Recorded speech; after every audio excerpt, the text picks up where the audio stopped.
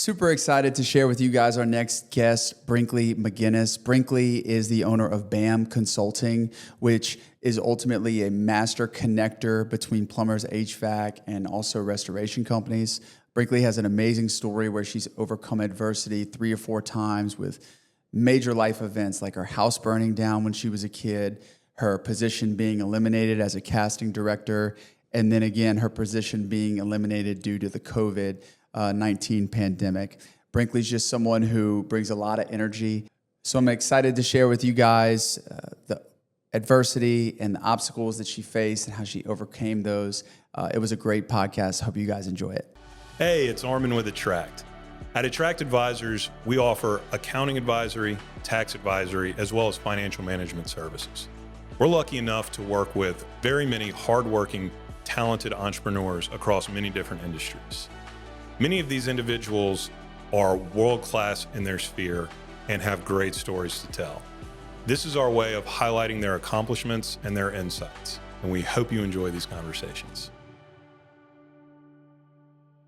Well, Brinkley, thank you so much for joining us today. I think that you are a new friend of the firm. What I loved most about you the first time I met you was obviously your history of here in Baton Rouge, your ever-changing career landscape. I think you've got some amazing personal stories, from when you were a kid and stuff like that. And so I'm interested to dive into all of those today. So thank you for being here. Thank you for having me. You are my first podcast. Well, I'm happy to, get that out of the way for you. The first one's definitely the hardest, but I think you're going to do great.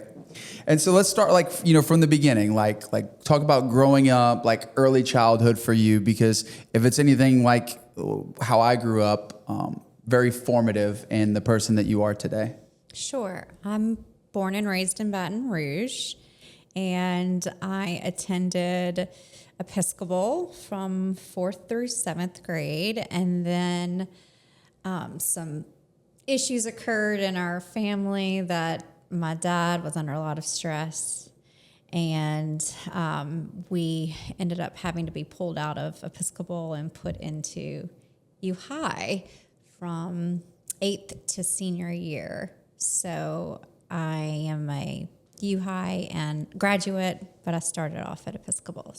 So what was it like growing up in that type of network, right? Because you kind of got what I think is exposure to 2 preeminent schools where potentially successful people send their kids there and, learn from your friends and their families on, what are some winning habits and stuff like that. And so what was that like for you? I like to say I had the best of both worlds. It's definitely a privilege to be able to go to either of those schools. And when you're younger, you don't know that. You just go to school where your parents put you. Hindsight, looking back, I absolutely loved Episcopal, and I was so sad and went into somewhat of depression when I was pulled out overnight and put into U High, and I was the only person new that year. There was 1 female and 1 male, and I was the 1 female. And this is going in the 8th grade. So overnight, I lost all of my friends that I'd had since childhood. And I hated U High for the first couple of years. I definitely experienced what we now call bullying. But got through that, and it became one of the greatest experiences. And so to be able to have friends from both Episcopal and U High as an adult really has been wonderful, because I feel like my network is almost a little bit broader than if I just graduated from U High or just graduated from Episcopal. So when I meet someone as an adult, I immediately either think, when I see their face, Episcopal or U High or somewhere in between. Mm-hmm. So it's great to already have that established history that otherwise I thought was a terrible mistake when I first got pulled out of Episcopal and put into U High. But I love being from both of them. It's interesting too, because my wife as she was up and coming and moved around a lot. And she and her family moved here right before Hurricane Katrina from Atlanta. And I mean, she was probably in, I don't know, second or third grade, but she had older brothers too who were closer to my age and then older than me.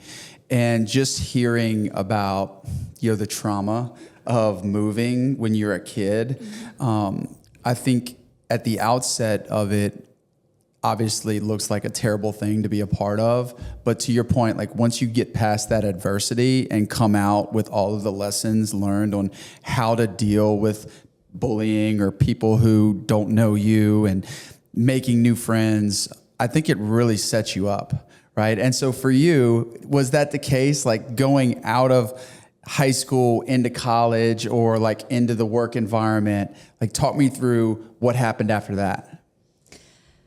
Well, to be completely honest, I was going from high school to college. You said? Oh, okay. High school to college. Yeah. You have no choice. In my, family, it's, you go to LSU and you have no choice and you get on a scholarship. So I was on a small music scholarship and then TOPS. So I also was a homebody, so I did not want to go anywhere except for LSU. But leading up to that, my type A habits all throughout my entire childhood through senior year in high school set me up beautifully for college. I never skipped class. I never was late to any class. I never had my roommate go to a class for me. I was that nerd that had people stealing my books or or asking me to go to class for them. And can I look at your notes afterward? And I'm like, yeah, that's fine. But in my brain, if I ever missed or skipped class, it was even more homework for me to have to catch up on. And that stressed me out more than just going to class and doing it the first time around. So I graduated magna cum laude 4.0 LSU.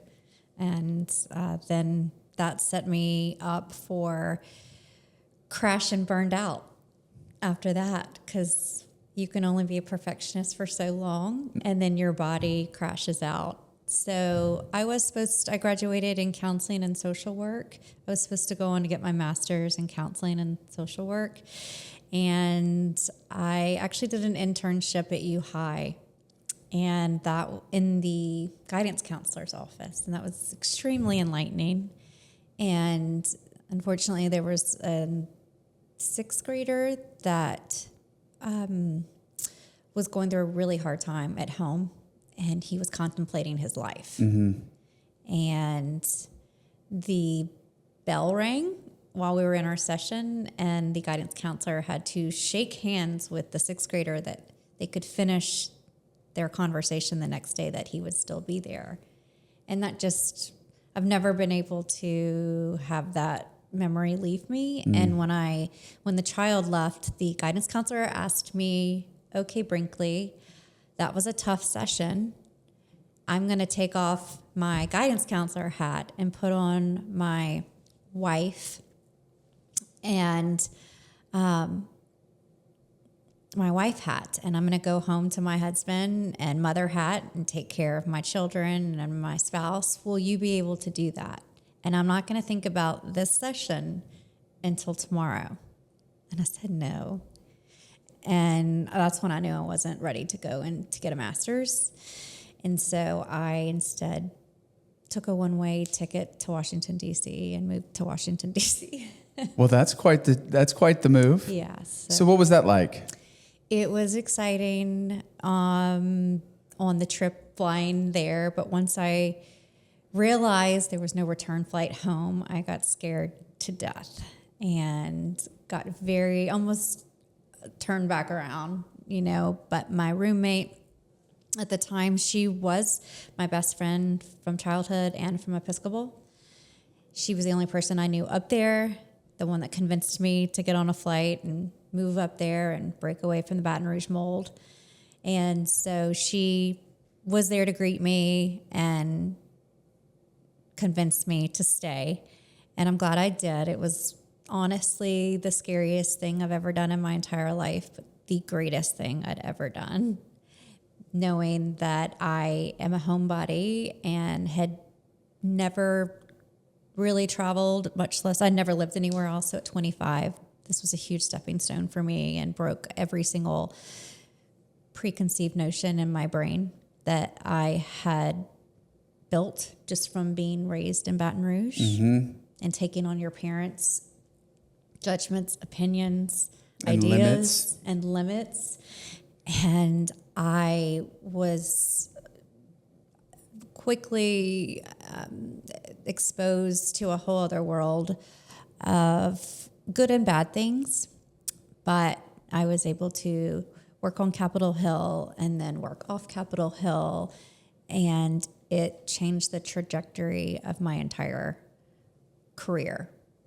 It's so interesting. It's very similar to my experience as well, except I didn't have to go that far really to figure it out. Like leaving Baton Rouge, I played football at Southeastern. I was a minority on the team. Not a lot of my friends went to Southeastern, and so I had to make new friends and, learn to integrate with different cultures and ways of thinking and things of that nature. And I think it was very hard in the beginning. Like I remember calling my dad and saying, I'm going to quit the football team. I just get my ass beat every day. I'm not fitting in. And, he told me to stick it out.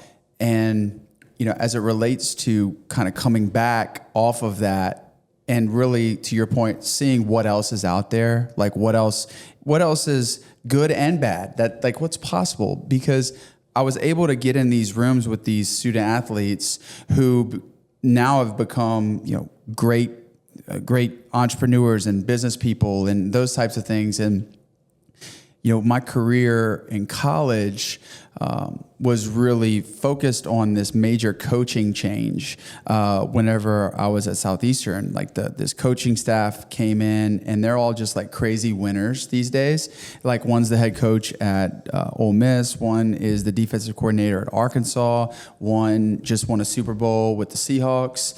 And learning how those guys operated really opened my eyes again to like what preconceived limits are in my head of what I can do. Like I'll never forget, one of my coaches told me that, and he was being dead serious, and I got really offended when he told me this, but he said, you are happy just being here, like going through the motions to be here. And I was like, you know what? You're right. I was like, that's not everybody's sentiment. And he says, no.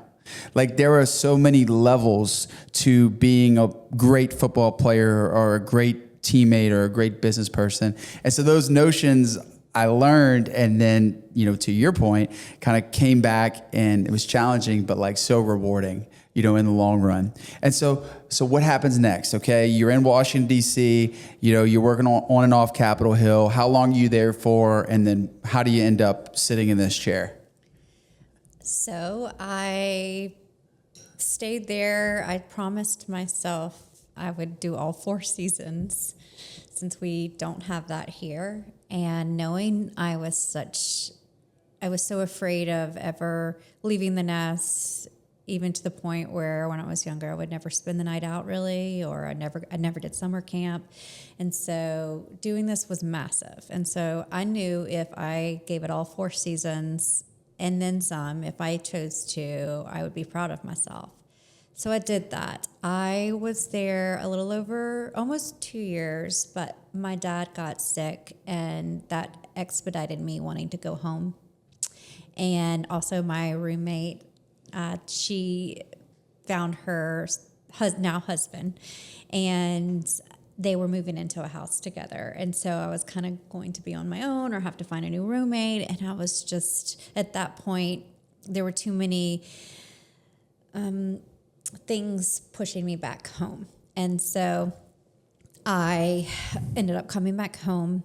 And at that point in time, it was 2004. And Katrina had not hit yet. It was right before Katrina. And so I was on LSU's campus and visiting my little brother who was attending LSU at the time. And I saw there was an open casting call for Warner Brothers' Dukes of Hazzard, starring Jessica Simpson. And this was when Jessica was on the cover of every single magazine. Think Kim Kardashian, today that was Jessica then. And I was confused why there was a big cutout poster of Jessica Simpson and Daisy Dukes. So naturally, I just went up to the tent. And then I saw one of my college girlfriends under the tent running it. And I went up to her and I said, "What are you doing, Lisa?" And she said, "Oh, I'm the casting director for Dukes of Hazzard, the local casting director." And I said, "What does any of that even mean? And how did you get involved in this?" And long story short, she said, "Are you looking for a job?" I said, "Yes." And she said, "I think you would be really good at this, knowing your work ethic and attention to detail. Would you be interested in being my assistant?" And I said, "Yes." And so the next week, I found myself in the Warner Brothers local office off Florida Boulevard in the old Team Toyota building. And it was my first day in the casting office. And I was on the ground doing a poster for an upcoming open casting call where we were looking for extras and background artists.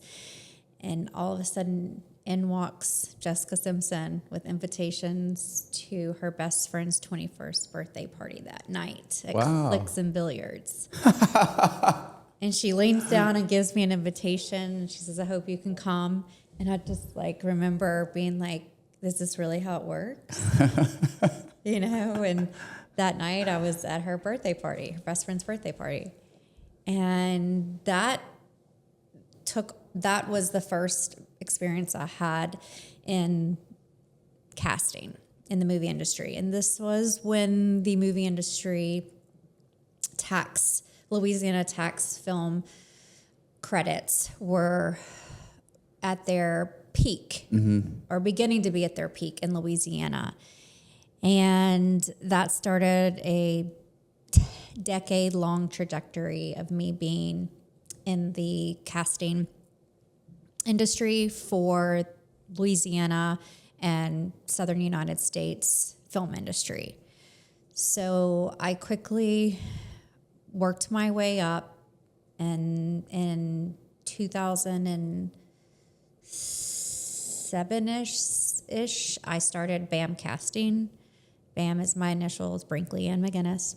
And I started BAM casting and went on to cast for dozens and dozens of movies, TV shows, commercials, and worked for some phenomenal directors and producers that were from the United States and internationally as well. That's amazing. So was it basically a situation where once the film tax credit deal went away, so did all of the work around here and ultimately your business? You hit, nail on the head. Unfortunately, in 2014 is when those tax incentives were not renewed.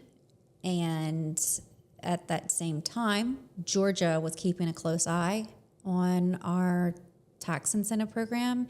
So they basically copied it. And all of the crews that were here were forced to pack up and go to Georgia or LA or wherever the jobs were. At that point, after being in the industry for 10 years, I was not willing to do that. I don't do long distance. And at that point, I was pretty burnt out as well, because when you're in the movie industry, there are no breaks. You are only as good as your last movie project. So you are constantly spinning your wheels while on one project, trying to develop relationships with the next producer, director coming into town, and hoping that you get an interview with them and proving your goodness to them so that you can cast their project. And that never stops. It never stops. And so after doing that for 10 years straight, working a lot of 24-hour days, and I'm not exaggerating, you cannot miss a call time. You cannot have an extra late. You cannot have a local actor late. And when you're the face of your company and the director is, directing a multi-million-dollar project, and he calls you at 6:00 in the morning and says, we're 10 extra short, I wouldn't allow that. So I would stay up all night long a lot of times just to make sure that we got everyone booked the night before and everyone was ready for 5:00 in the morning. So is it mostly, when I think about casting, I think about talent, right? And, finding the right person for the right role. But it sounds like there's kind of like a staffing component too, right? As it relates to extras and all the things that could go wrong with the people that you're relying on who are temporary in nature. It's not like they work for you full time. And so I imagine that was kind of the main contributor to your heartburn, is that just people are flaky? Yes, 100%. You can't rely on them, and the schedule, it's also on a production side, the schedule changes always last minute. And so shoot days are 12 hours, and sometimes there's night shoots. You may not get your call time sheet for the next day until 8, 9 o'clock the night before. And they could have cut out a scene, and you've already booked 100 background people for that next day. And then, or they could have added on a scene that you aren't expecting because they didn't get to finish it today. So you got to make sure that those same extras that you had that day are available for tomorrow, even though today was technically their only day on set. And directors, producers don't want to hear any of your whining or complaining. Mm-hmm. They just want it there the next day. And I did everything in my power to try and make them happy. I am by nature a perfectionist, and I hate letting people down, even more so back then. I'm not as much that way anymore. But so it just was a combination that eventually your brain and body can't keep up with. And my body stopped working even when my brain wanted to keep going. Interesting. Yeah. So you'd have to have these contingency plans too. Like maybe you book more extras than you need because you know that 5% of them won't show or get sick or whatever. And so it just becomes this world of like planning to plan to plan, mm-hmm. and then just spirals. Yeah. And if you think about it, for Dukes of Hazzard, there were 5,000 background total extras. Or I did Secretariat, and it was like thousands. And so we had to do crowd scenes for both Dukes of Hazzard, like the racetrack scene, and then for Secretariat, the racetrack scene.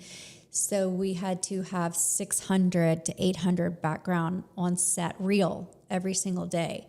So if you have to double that to get, a portion of them to get 600 to show up, you're really booking 1,200, 1,600. It's a lot of schedules to manage. Yes, and this was before social media. So wow. This was all hand calls. So that explains why you're so good on the phone, right? if I say so. Yes. So that's so interesting. So okay, film industry moves to Georgia, more or less. Okay, casting companies kind of out for now. What next? So after the movie industry leaves, I did have to take a sabbatical from life. And I was known across, everyone only knew me as Brinkley, the casting director. I had this label that I felt inside I had to uphold, but you can't just go interview for another job in Baton Rouge to be a casting director. There was no such thing. So I was faced with huge turmoil of self-identity crisis at that point after 10 years of being known as Brinkley, the casting director, and helping actors get discovered and agents and because I also did the speaking roles on top of all the background. I also did the speaking roles. And so having actors still calling me and asking for help or guidance, breaking into Georgia, I did, what was it called? Not counseling, consultations. I did that for a little while where actors would come and meet with me, and I would consult them on how to properly break into the industry and go about getting an agent and film experience and all that. And so I did that until I could figure out in my brain what my brain was ready for. And I, at that point, while I was also casting, I was working at Celtic Studios. And I know this is kind of, I'm all over the map right now because I'm actually going back there in my head right now and remembering where I was. But I was doing multiple things at the same time. And while I was casting, I also was partners in Scene Magazine. I don't know if I think I've heard of it. Yeah. It was the local national movie magazine, spelled SCENE, like a scene out of a movie. So I was in charge of all of the advertising for that magazine and also any of the casting for that for that magazine. So if we did a reshoot of something, then I would be in charge of getting the actors for that photo shoot in the magazine. And then I was in charge of finding advertisers to be a part of the magazine. And a lot of those advertisers wanted to be involved in the movie industry. So when all of this comes crashing down, one of my advertisers at the time was Hotel Indigo downtown. They would book a lot of the movies crew and actors that would stay at their hotel.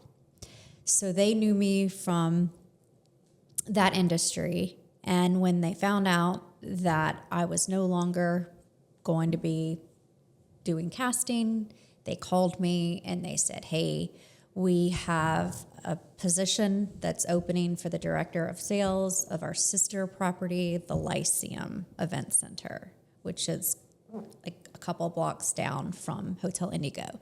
Hotel Indigo is a boutique, tiny hotel. They don't have event space inside their hotel. So they had bought an entire other building called the Lyceum on 3rd Street to hold all of their events. So they asked me if I'd be interested in that position. And I got that job, and they wanted me to book it for weddings and business corporate events, but also, and you have to remember, the movie industry did not leave overnight.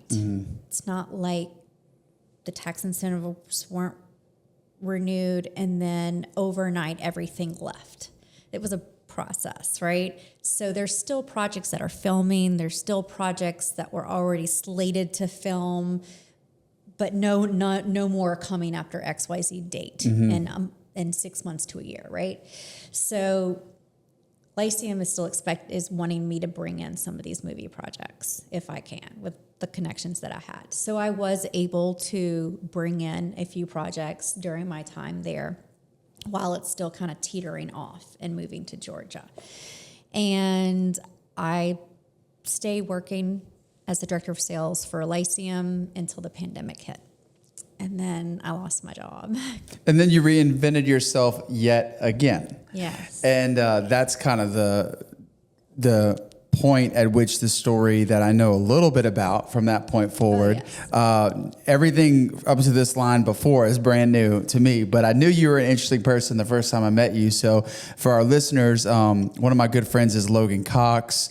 Logan and we worked together at Postal 8 back in the day, and then I've just since stayed connected. He's big in the real estate world, and I am too, and we work together a lot on that realm. And then he's actually a client of Attract, and he's the one who I looked you up for some reason, and I saw him in a picture with you, and I was like, how have you never connected us? Because I think we know a lot of the same people in town because, I'm from here, born and raised pretty much, but I went to St. Michael, so I kind of grew up like different, in Shenandoah and that type of thing. But I knew from the first time that I met you that you were like this master connector.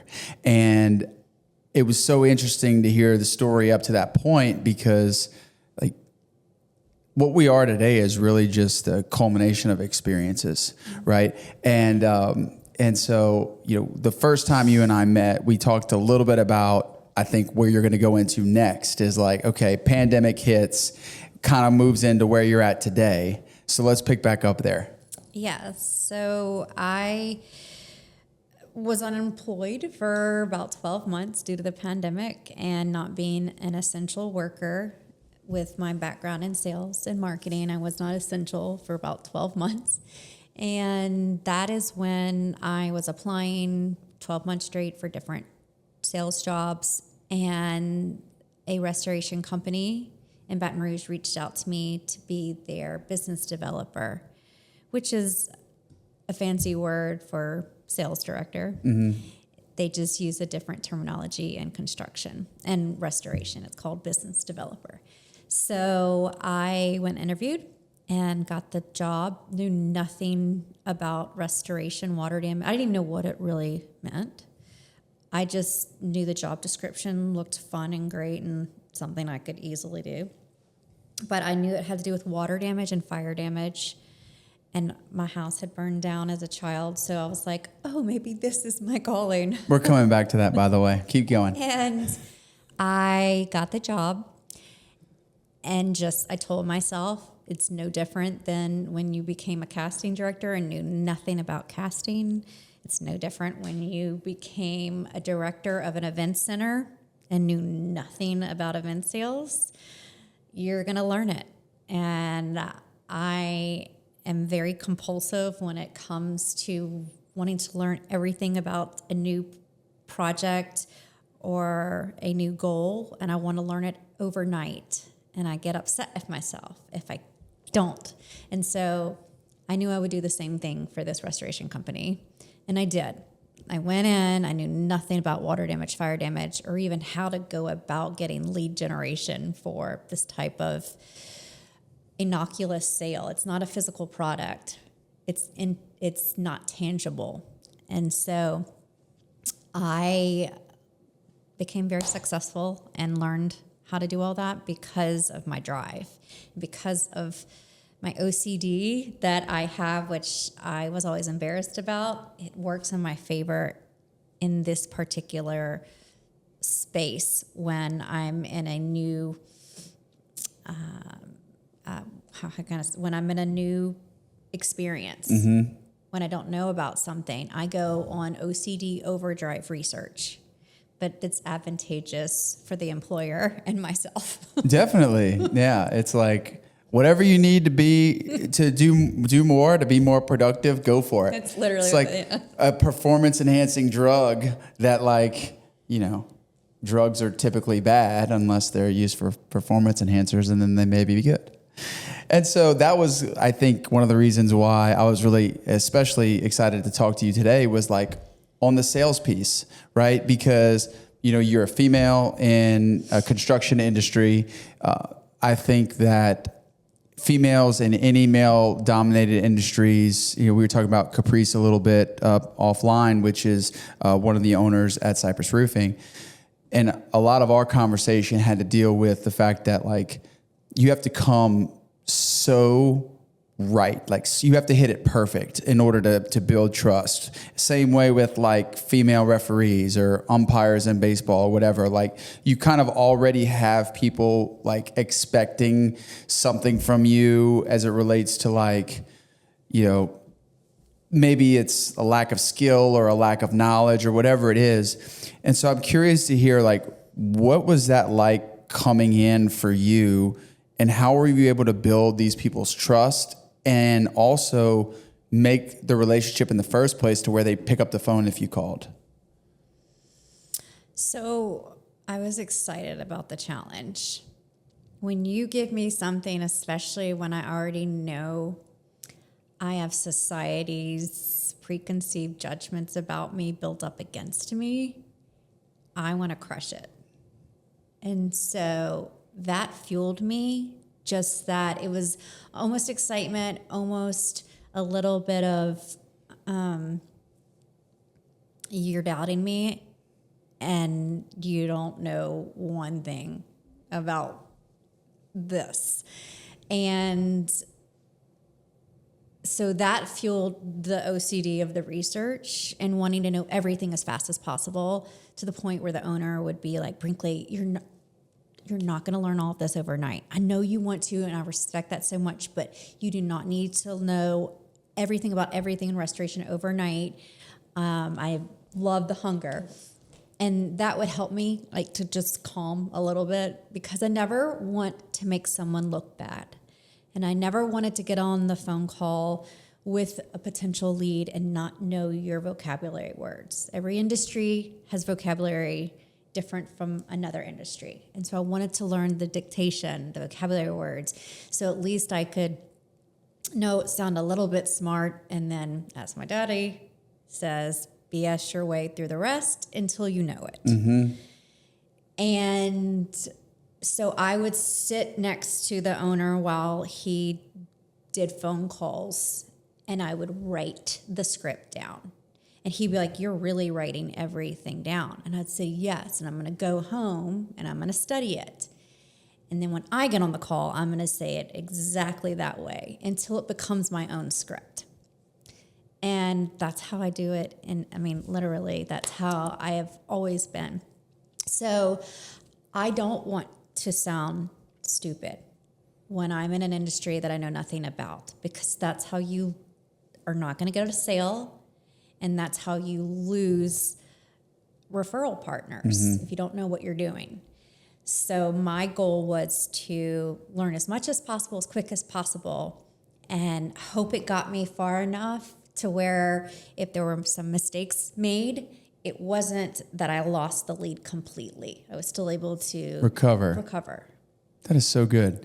And so you're meeting these people in an industry that you're new in, obviously successful, getting through there. And so you kind of take me through getting to where you are now, which is, again, entrepreneurship, and ultimately what led to that, and what does that look like today? So I work with a lot of plumbers and HVAC owners. A lot of people don't understand how that interconnects into restoration. I myself didn't at first either. But when your house has a plumbing issue, your toilet overflows into your bedroom, the first person you call is a plumber. Mm-hmm. And plumbers are the first to be on site to might potentially see water damage in a house. And I want to work with that plumber to help that customer draw out the water damage. Because once the plumber fixes the leak, it's not his job to dry the customer out. And I would much rather that customer not have that awkward interaction with the homeowner, and the homeowner says, great, you fixed my toilet, but what about this water?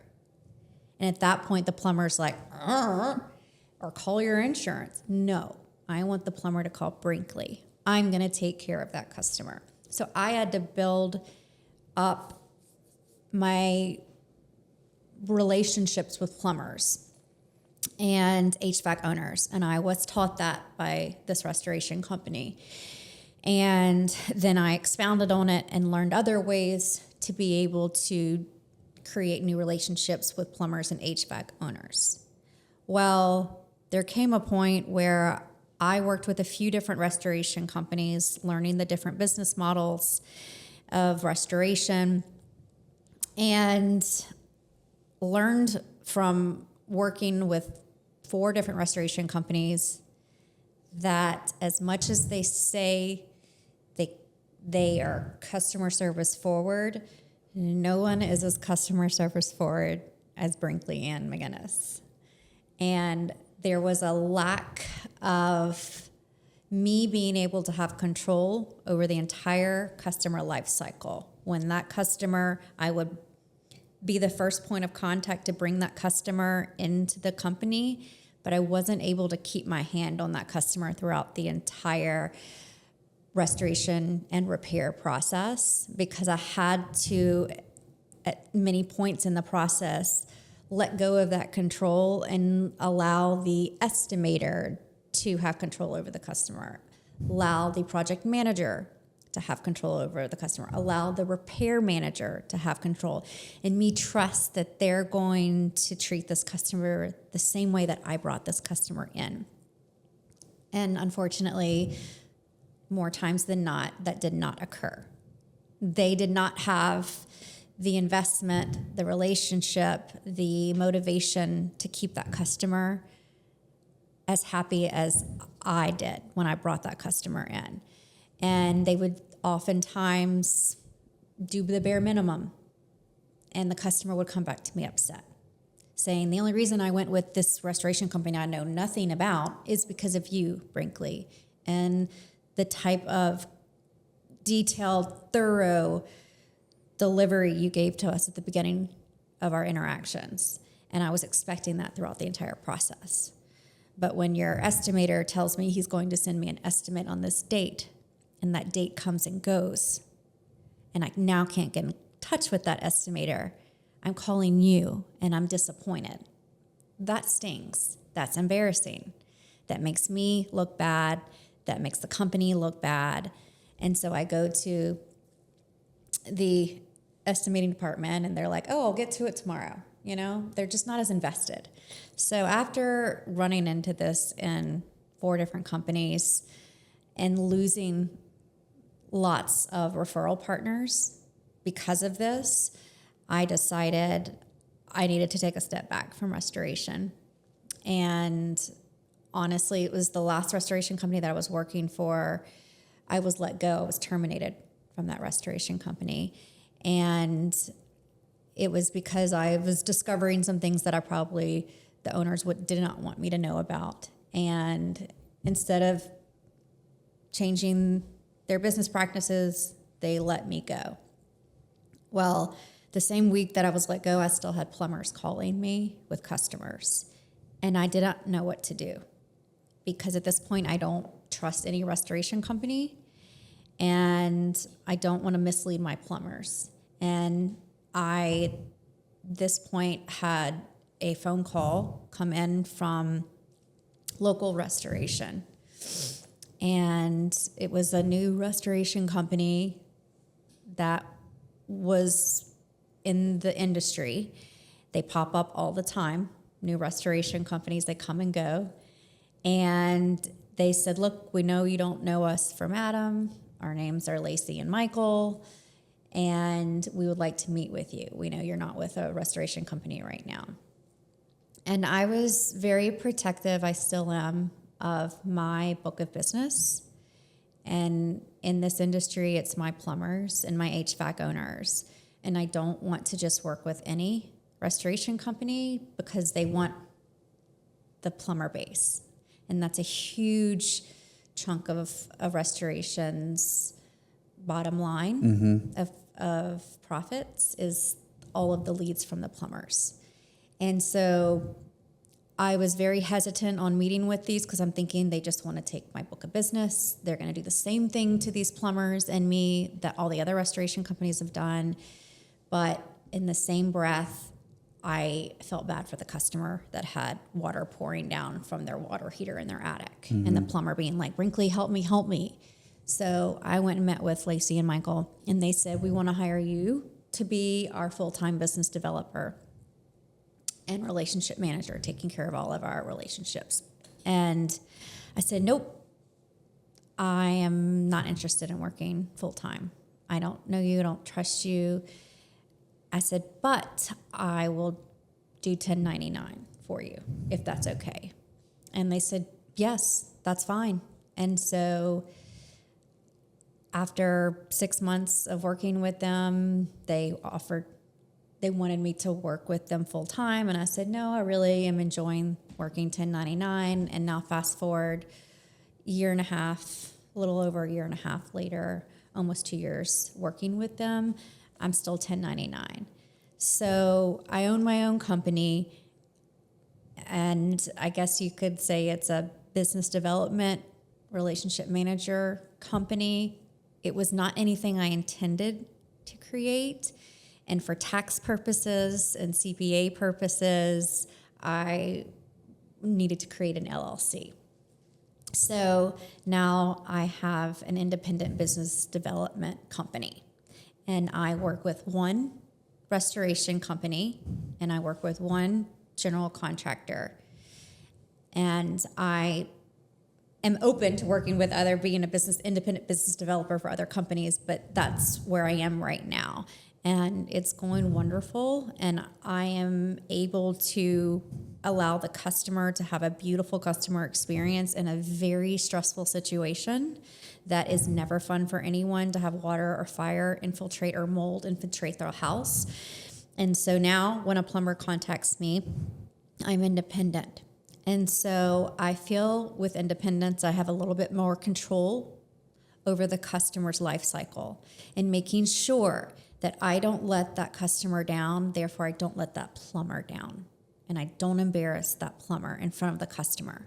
And so it allows me to hold all parties, including myself, accountable throughout the life cycle, so that at any point someone doesn't follow through on their communication or their actions, including myself, we are held accountable.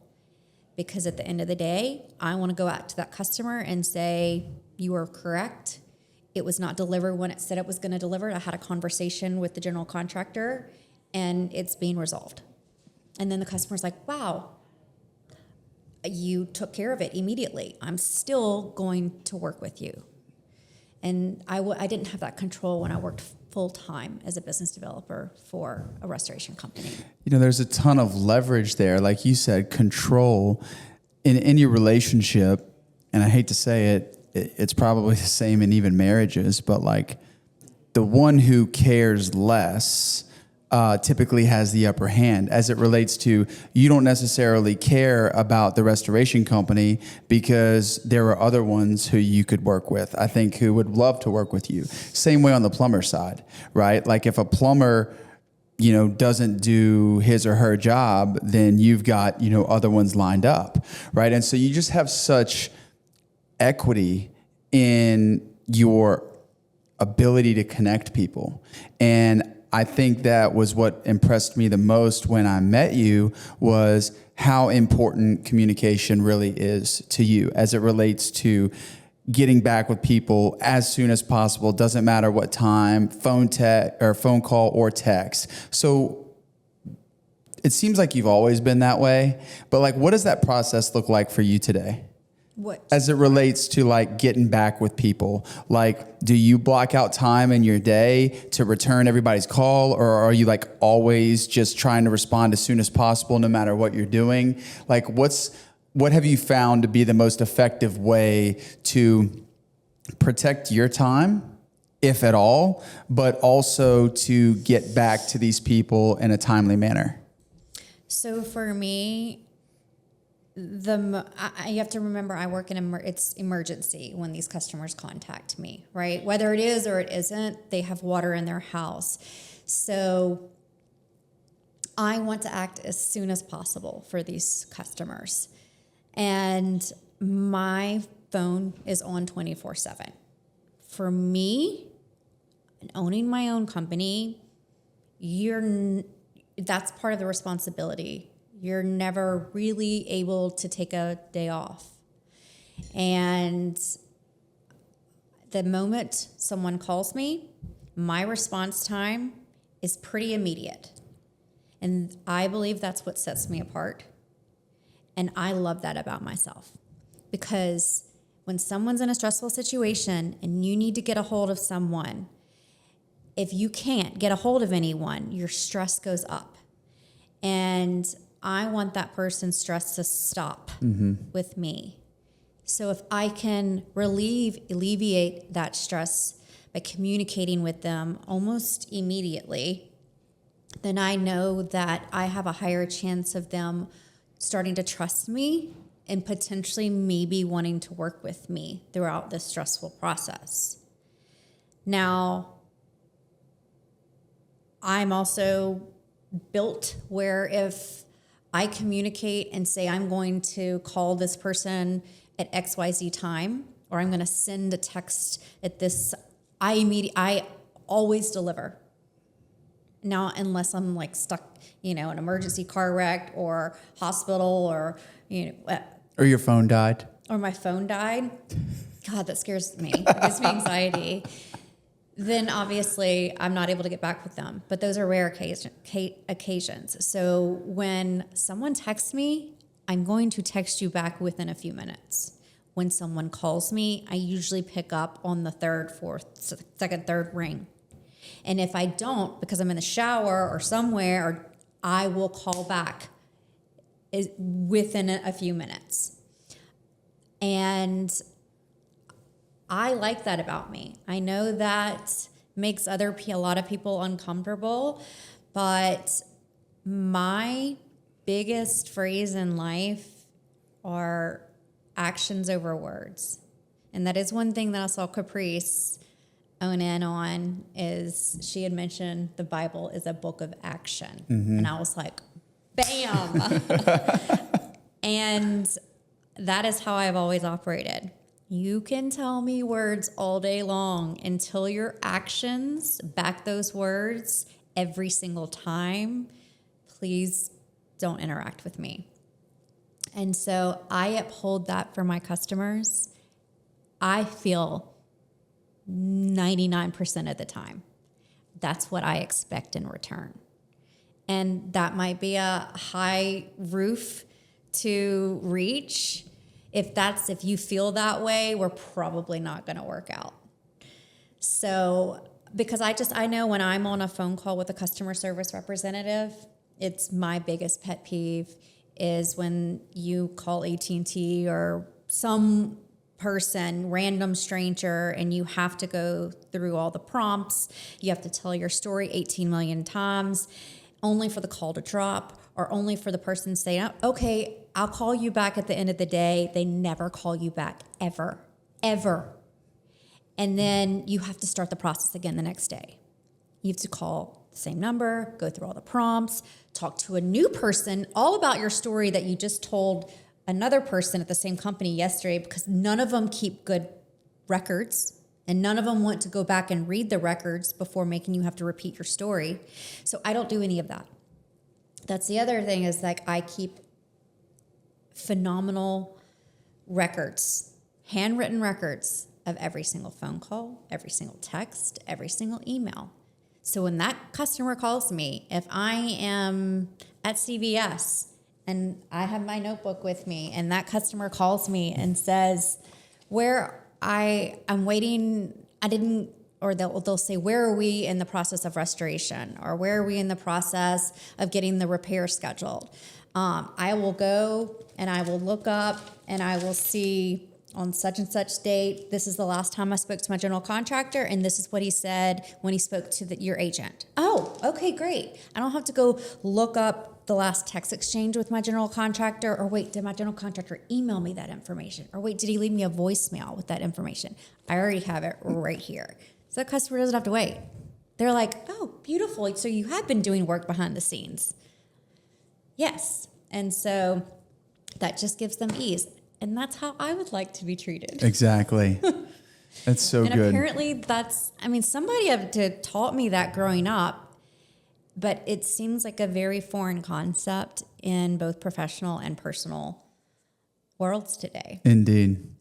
And so kind of as we wrap up, I hear your story, and it's one filled of like adversity and then accomplishment, and then adversity and then accomplishment, and then adversity. And yet here we are, right? And so one of the stories that I didn't even hear the story, but you mentioned it the first time we talked, and then again here, of some early adversity that you faced is when your childhood home burned down. And so I was like, I've got to ask Brinkley about that when she comes in, if you're open for it. Yeah, sure. When in 1989, my house caught fire. My sister set our house on fire on accident and almost burned it to the ground. And my father and older brother were at an LSU basketball game at the time. So they weren't even there. And this is before cell phones. So you couldn't like call dad and be like, get home. So yes, my sister thought she heard a burglar scalping our, my sister and I shared a bedroom, and we had a balcony outside of our bedroom, and she thought she heard someone scaling the balcony, and there's a burglar spotlight that went off. And so she thought, oh my gosh, there's someone that's trying to break into our house, break into our upstairs bedroom. And so my sister was studying downstairs with my mom in the living room area, and my little brother Bo was playing with his new Christmas gifts. He actually was playing with his fire truck. And my sister, just out of instinct, just bolted up the stairs to go flash the burglar spotlight on and off to try and scare this prowler away. And while she did this, one of two scenarios happened. We don't know to this day. But in front of that door leading out to the balcony, there's a lace curtain on that door in our bedroom. And we never used that door, so we had a bookshelf of books in front of it. So we never used that door that leads to the outside. So there's a lace curtain on that door, and then in front of that door, there's a bookshelf. And on the top shelf of the bookshelf, there is a lamp. And so my sister went to go flash the burglar light on and off, and the light switch is like right here. And here's the door, here's the books, and here's the lamp. She went like this to flash the burglar light on and off. And her elbow either tilted the lampshade up against the lace curtain, or her elbow knocked the tiny little lamp, onto the carpet. We don't know, because she ran in and did it and then rushed back out and went downstairs. About 3 hours later, she heard what sounded like someone walking on high-heeled shoes down the wood hallway upstairs. And so she rushes back upstairs, and smoke pushed her down. What the crackling was my sister and I collected doll babies and little miniature antique wicker furniture. And it was all the little wicker furniture crackling, burning. And at that point, the smoke detectors all upstairs malfunctioned. None of them went off. And the first smoke detector that went off was the one in the middle of the staircase. And so at that point, the whole upstairs was already engulfed. And my sister runs down and she's like, Mom, there's smoke. And my mom grabs my little brother, grabs my sister by the hand, runs into the den where I am, grabs me, and luckily I was holding my cat, and we run outside to the front yard, and we look up, and out of my sister and I's window are just flames billowing. And Daddy and Stuart are at the LSU basketball game. And a little after 9, my dad's coming back home from the LSU basketball game, driving down Park Boulevard. And down in the distance, he sees fire trucks. And he says to my brother Stuart, man, sucks whose ever house that is. And the rest is history. And that happened right before my dad, when I was still at Episcopal. I was in 4th grade, and everything burned. All my Christmas gifts burned. And I remember bringing for show and tell that week to Episcopal. I didn't even have a uniform. I just had to wear like the clothes I was in. And I brought like my burnt up little doll that I just gotten for Christmas that had a lampshade melted into like her hair, and her eyes were bulging out, and her feet and hands were all melted together. And at that point, sadly, soon after that, my dad ended up having a heart attack in the parking lot of the YMCA from all the stress. And so that's when my mom and dad had to make a decision to take us out of Episcopal and put us into U High. So that's kind of how that all occurred when I was pulled out in the 8th grade and put into U High, was all the stress my dad was going through. But that's how my sister caught our house on fire. Well, that is quite the story. I think it's one of just resilience, though, right? Because, I mean, thank God nobody was injured. I think, from such trauma, whether it's the fire or someone's house getting wiped out by a hurricane or a flood. I mean, from 2016, right? Like, there's just a lot of life lessons learned there, right? And it sucks, but I think that in the long run, you were a better person for it. And then what about the fact that now you're in a restoration world? Like, isn't that so poetic? It actually makes me really happy to be able to tell a customer, look, I've actually been in your shoes. Because I have. And so I do know what they're going through. And, a lot of times people will share their story and they're like, I understand what you're going through, and they have no idea. Yeah. And so I do have validity when I say that statement. And it makes me feel a level of comfort I can give them that most people in my position in this field can't. And on top of that, the owners of local restoration, Lacey and Michael, Lacey's house flooded in the 2016 flood. She lost her entire house to the flood. And then Michael's house caught on fire 2 years ago, and he lost almost his entire house to fire. So the two owners have each been through the most traumatic water fire situation. So I feel very safe in knowing that they're going into these customers' houses with personal experience throughout the entire process, with insurance, everything on what to say, not to say. And so it is poetic, but I always kind of thought, if I'm going to be in this industry, wow, I have experience in it. And that gave me a little bit of passion and drive to want to learn about the restoration industry when I knew nothing about it, because I thought maybe this is my purpose. And here I am. And I've been in the industry. I've been in the restoration industry, water, fire damage, for a little over 5 years now. And I have been working in my own company for about a year and a half. And this has been the best, knock on wood, fake wood, combination for my customers and my referral partners, the plumbers and HVAC owners, having this dynamic where all parties are independent. And so no party has a malicious intent going into it, trying to gain more business than they are cut out to do. And what I mean by that is there's a lot of restoration companies that do both water damage and repairs. And me, Lacey, Michael think it's a conflict of interest for a restoration company to do both dry out and repairs. Because at the end of the day, that restoration company can go into your house and just start demoing everything just so they can repair it on the back end. And I don't think that's in the best interest of you, the customer. So we have separated all of that. And the customer knows that up front.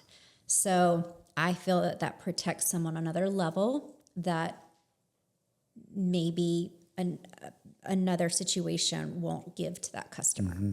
So as we wrap this up, I got one more question for you, and it relates to the house, right? The house that burned down. And I think that me asking this question on the front end is when you told me that ultimately you were servicing a house that you had lived in and that you had burned down. So am I remembering that correctly? Did you go back into that house? Yes. Okay, tell me about that. You have a great memory. Actually, my little brother, Bo Maginnis, he owns his own general contracting company and real estate company. He was hired to renovate our house on Park Boulevard that burnt down. Obviously, it's had many owners over the last 35 years that we've, not been in it.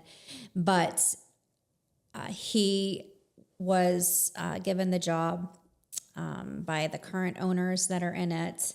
They hired, Bo bid it, and Bo is now renovating our old house that burnt down. And so we got to go tour the house because it's under his construction.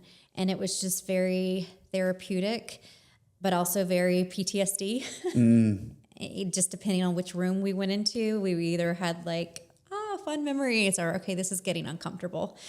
But it was just beautiful that my little brother, who at the time when the house burnt down, he had very sparse memories on it because he was 4 and he was playing with his fire truck at the time, to go and be head of construction, renovating the entire home into a beautiful new home for these new owners is very cathartic and pretty, I think, epic. And I'm really proud that he is doing that and gets to rebuild our childhood home and make it the home that I still have in my dreams pretty much monthly.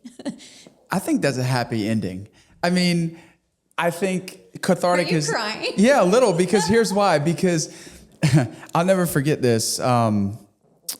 I moved from the house that my first starter home into where I live now in Prairieville, and that was almost 2 years ago. So like it was in 2024, and that was a really pivotal point in my life because the company started like at the beginning of 2022, and from owning your own company, like the stress and you had the fact of my wife's a stay-at-home mom. I moved with 3 children, but I have now a 6, a 4, and a 2-year-old. And I had brought all of my kids home to that house that, we moved out of. And luckily we still own it. Like we rent it out. It's not the same as it was before. But I can remember, and I've never told this story really to anybody, except my wife. I can remember moving out of that house and being so scared about this big house that I'm moving into, a bigger house. And I'm the only provider, and I've got all of these kids who are counting on me. A couple months later, my wife gets pregnant with our 4th child, who is now my son, so he's kind of the caboose. So I've got 4 children now. But I can remember walking through that house, my starter home, that we had started the business out of. It was right after the flood. So that was like a really important part of Baton Rouge history. Mm-hmm. And then of just all of the ups and downs, getting married in that house and bringing home 3 of my kids to that house. And I just lost it because I was not only sad about the chapter that I was closing, but also I was really nervous about what was coming up. Because again, the company, who knew that the company, even in 2024, I had no idea that it would be of where it's at today. And so I can remember when you said, PTSD, but also the catharsis that's part of it, just walking through the house and closing that door for the last time. But then for you to be able to, in your situation, go back and reopen it. And I think it'll be the same for us. I mean, I still own the house, but it was very emotional for me. Mm-hmm. And so when I hear people talk about there's that old country song, The House That Built Me. That's one of my most your favorite song. It's one of my most favorite songs. Yeah. It's exactly what I feel. Yeah. And that's how I feel like that house on Falling Oak was for me, which Logan helped me he did? Rent it out. And he manages it for me. So what a nice circular ending to this conversation. Isn't that beautiful? Well, thanks again for coming, Brinkley. This has been really amazing to get to know you. Again, we met one time. I was like, I got to have you on the podcast. Your first one, I think you did great. And I'm really excited to see the content that comes from this and then to see what happens to your business moving forward as well. So thanks again for being here. I really appreciate it. You'll never forget your first podcast. So thank you for having me today. I enjoyed it. Awesome. Hopefully did okay. You did great. Well, thanks everybody. We'll catch you on the next one.